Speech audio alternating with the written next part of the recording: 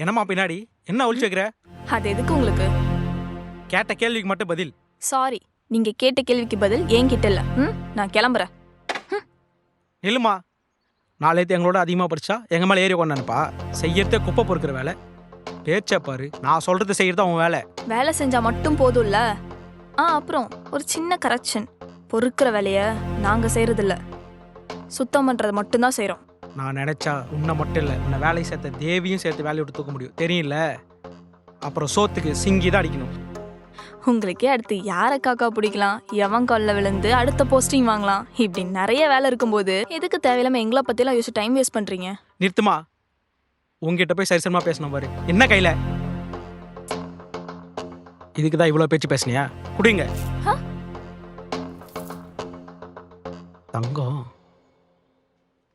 கீழே இருந்து எடுத்தியா இல்லை எங்கேயாவது திருடின்னு வந்தியா? நீ முழிக்கிறதுலே தெரியுது நீ என்ன பிளான் பண்ணிருப்பன்னு. நீங்க நினைக்கிற மாதிரிலாம் ஒன்றும் இல்லை. முதல்ல அது கொடுங்க. இது என்கிட்டே இருக்கட்டும். ஆமா ஆமா,